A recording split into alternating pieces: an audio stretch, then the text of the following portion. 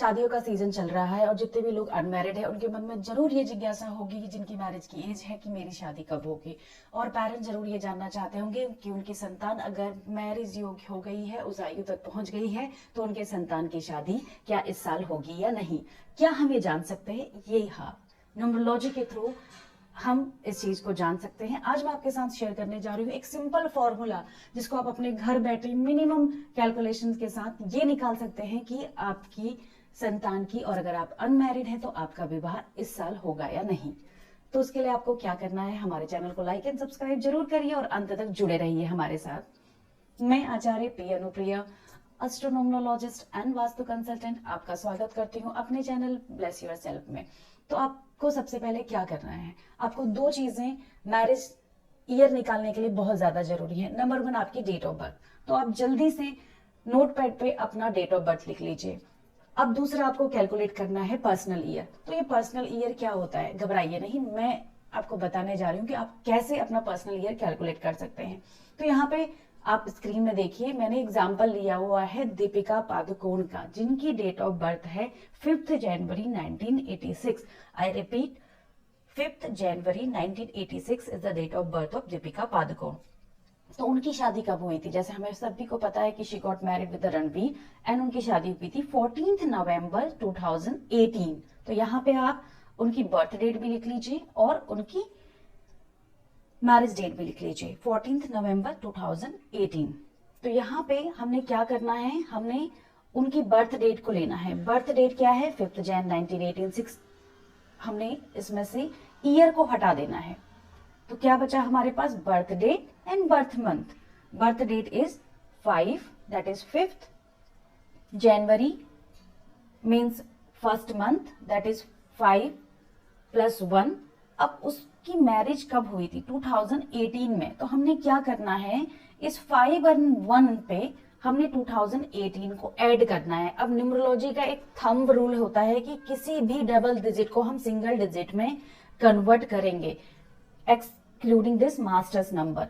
तो हमने क्या करना है, हमने 5th + 1, 5 + 1 प्लस 2018 को अगर हम टोटल करें तो 11 आता है, और 11 को हम सिंगल डिजिट में कन्वर्ट करें तो 2 आता है। तो हमने कैसे करना है इसे, 5 उनकी बर्थ डेट प्लस उनका birth month, that is January. जनवरी एक फर्स्ट मंथ होता है, तो हमने यहाँ पे लिखा है 5 + 1 प्लस 2018 का सम है 11, जिसको हमने सिंगल डिजिट में कन्वर्ट किया है, जो आया है 2। अगर हम इसको टोटल करें तो 5 + 1 + 2 हमारा बन जाता है 8। तो कोई भी ऐसे व्यक्ति जिनका जो पर्सनल ईयर है, यहाँ पे पर्सनल ईयर दीपिका पादुकोण का 8 आया हुआ है, जिनका भी पर्सनल ईयर 2, 3, 6 आता है, तो उनकी मैरिज के चांसेस 90% रहते हैं। और जिनका भी पर्सनल ईयर 7, 8 एंड 9 आता है, उनकी मैरिज के चांसेस जो रहते हैं वो 85% रहते हैं। तो इस एग्जाम्पल के थ्रू आपने ये जान लिया कि दीपिका पादुकोण का जो पर्सनल ईयर आया था वो दूसरी कैटेगरी, यानी कि 80 to 85% of success of marriage में आया था। तो उनकी शादी सक्सेसफुल रही है और उनकी शादी 2018 में हो गई। एक और एग्जांपल मैं आपके साथ शेयर करती हूँ। सपोज एक केस मेरे पास आया था, एक क्लाइंट मेरे पास आए थे, उनकी बिटिया की शादी नहीं हो पा रही थी और उनकी बिटिया की डेट ऑफ बर्थ थी 31 मार्च 1987। तो ये डेट ऑफ बर्थ आप नोट कर लीजिए, 31 मार्च 1987। तो अगर मुझे ये जानना है, वो उनका एक सवाल था कि उनके बेटे की शादी कब होगी, अगर मुझे ये जानना है तो मैं इसे कैसे निकालूंगी। तो मैंने इसमें सबसे पहले क्या करना है, ईयर को मुझे नहीं लेना है। याद रखिएगा, किसी भी डेट ऑफ, आपकी कोई भी डेट ऑफ बर्थ हो उसमें आप ईयर हटा देंगे। तो 31 आपने बर्थ डेट लिख लिया, जिसको आपने सिंगल डिजिट में कन्वर्ट किया तो 4 आया। फिर आपने क्या किया, बर्थ का मंथ लिख लीजिए, दैट इज मार्च। मार्च जो है हमारा 3rd मंथ यानी कि तीसरा महीना रहता है, तो आपने लिख लिया 4 + 3 प्लस हमें ये जानना है कि इस ईयर, अब ये साल कौन सा है, वो ये साल है हमारा 2023। तो उसका अगर हम टोटल करते हैं तो +2 + 2 + 3 यानी कि हमारा 7 आता है। तो हम इसे ऐड करेंगे। हमारा बर्थ डेट क्या था, 31, उसको हमने सिंगल डिजिट में कन्वर्ट किया, 4 आया। हमारा बर्थ मंथ था 3, तो 4 + 3, और हमारे इस साल 2023 का टोटल क्या है, 7। तो 4 + 3 + 7, तो हमारा टोटल कितना आया, 14। तो 14 को अगर हम सिंगल डिजिट में कन्वर्ट करते हैं तो वो आता है 5।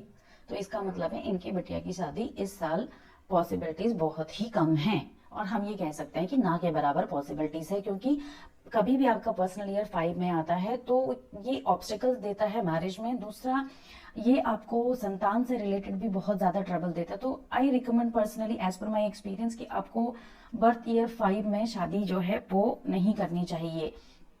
दूसरा, हम देखते हैं कि एक और एग्जाम्पल जो हमने यहाँ पे शेयर किया हुआ है 31 मार्च 1987 का, उसी को हम देखते हैं कि क्या इनकी बिटिया की शादी नेक्स्ट ईयर होगी। तो हम उसे कैसे कैलकुलेट करेंगे। तो 31 हमने निकाला था, 4 आया था, हमने देखा था कि मार्च का महीना है तो हमने 3 लिख दिया था, 4 + 3, और हमने ऐड किया है 2024 को। अगर हम 2024 का टोटल करेंगे तो कितना आता है, 8 आता है।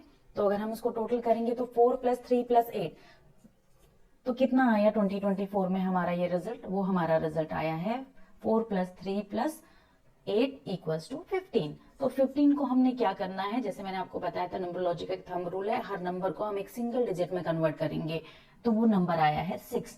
तो देखिए मैंने आपसे कहा था कि 236 अगर आए तो हमारे मैरिज के चांसेस 90% हैं। तो 6 आता है तो हम उनको एक भरोसा, एक आशा जरूर दिला सकते हैं कि आपकी बेटी की जो शादी है वो इस साल जरूर हो जाएगी। अब जानते हैं 2 महत्वपूर्ण बातें इस फॉर्मूले को अप्लाई करने के लिए। अभी आप ये 4th ईयर में है आपका, आप 5th ईयर है आपकी एज, आप 6 साल के हैं, आप 8 साल के हैं, और अभी बैठ के कैलकुलेट करने लग जाए तो आपकी शादी नहीं होगी, क्योंकि गवर्नमेंट भी अलाउ नहीं करती है। और आपकी शादी की एज होनी चाहिए, और दूसरा जिसकी भी आप जो भी है और ये कैलकुलेट कर रहा है उसकी शादी की इच्छा होनी चाहिए, जिसमें हम बोलते हैं कि अगर आपकी संतान की शादी की इच्छा नहीं है और उसकी एज भी नहीं है, ठीक है, तो ये फॉर्मूला ये कहीं पर भी एप्लीकेबल नहीं होगा, क्योंकि कई बार आप ईयर को ऐड करेंगे अपने बर्थ डेट और मंथ से तो ये 2, 3, 6 और 7, 8, 9 आता ही रहेगा। दूसरी बात जो बहुत ज्यादा इंपॉर्टेंट है, आप अपनी डेट ऑफ बर्थ का कैलकुलेशन बहुत अच्छे से करिए।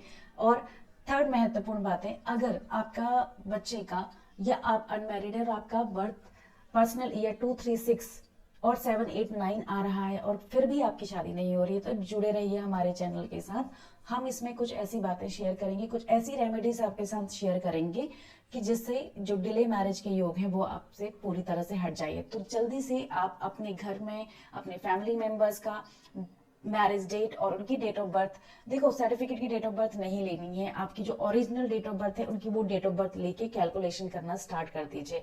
अगर ये रिजल्ट आपका 90% रहता है तो जरूर हमारे चैनल को लाइक सब्सक्राइब करके कमेंट करना जरूर मत भूलिएगा कि आपने कितने % सक्सेस रेट देखा इस फॉर्मूले का। आशा करती हूँ कि ऐसे ही वीडियो लेके हम आपके साथ जुड़े रहेंगे। जय श्री राम।